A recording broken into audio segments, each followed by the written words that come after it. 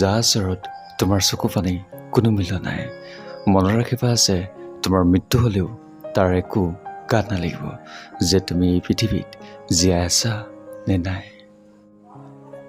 দিনত এবাৰ হ'লেও সেইজনৰ লগত কথা পাতিব যিজনে তোমাৰ লগত কথা পাতিবলৈ কাৰণে গোটেই দিনটোৰ অপেক্ষা কৰি থাকে। সম্পৰ্ক তৈয়াৰ কৰাৰ আগতে আপুনি এবাৰ ভাবক যে আপুনি তাৰ প্ৰয়োজন নে প্ৰিয়জন। জীৱনত সঠিক মানুহ চিনাৰ বহুত প্ৰয়োজন, নহ'লে ভুল মানুহৰ লগত কম্প্ৰমাইজ আৰু ভুল মানুহৰ লগত ছেক্ৰিফাইছে কেতিয়াও তোমাক শান্তি নিদিব। যাৰ ওচৰত তোমাৰ অভিমানৰ কোনো মূল্য নাই তাৰ আগত নিজৰ অভিমান প্ৰকাশ কৰাটো মূৰ্খামি।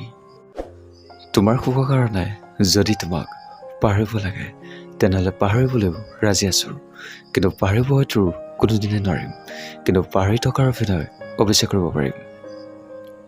কাৰোবাক কান্দুৱাই নিজকে নাভাবিবা যে তুমি বহুত ডাঙৰ মানুহ হৈ গ'লা, কাৰণ বিধাতাই একান্ত কাৰো কাৰণে কষ্ট সৃষ্টি নকৰে। অভিশাপ বুলি এটা বাক্য আছে আৰু সেই কষ্টৰ অভিশাপে এদিন তুমিও কান্দিবা। কাৰোবাক যদি ভালে নোপোৱা তাক ডাইৰেক্ট কৈ দিয়া, তথাপিও তাক মিছা সপোন দেখুৱাই মাজ বাটতে এৰি দুখ কষ্ট নিদিবা।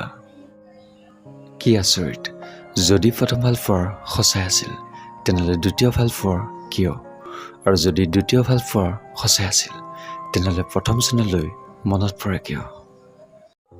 কাৰোবাক পাবৰ কাৰণে যদি প্ৰাৰ্থনা কৰিও তাক নোপোৱা তেনেহ'লে বুজিবা আছে তোমাক পাবলৈ কাৰণে অন্য কোনোবাই প্ৰাৰ্থনা কৰিছে। জীৱনত কষ্ট বহুত পাব, কিন্তু কিছুমান মানুহে দিয়াৰ কষ্টৰ জীৱনত কেতিয়াও পাহৰিব নোৱাৰি। নিজেই কষ্ট পায় যদি অন্যৰ হাঁহি কাৰণ হ'ব পাৰিছে তেনেহ'লে জানিব যে আপোনাৰ জীৱন সাৰ্থক হৈছে। মানুহে আটাইতকৈ ডাঙৰ ভুল তেতিয়া কৰে যেতিয়া সি কাৰোবাৰ প্ৰতি অসম্ভৱভাৱে দুৰ্বল হৈ যায়। বন্ধু লাগিলে এজনে হওক, এনেকুৱা হ'ব লাগে যাতে মুখেৰে কথা কোৱা নহয়, মনৰ কথাৰ সকলো বুজিব পাৰে।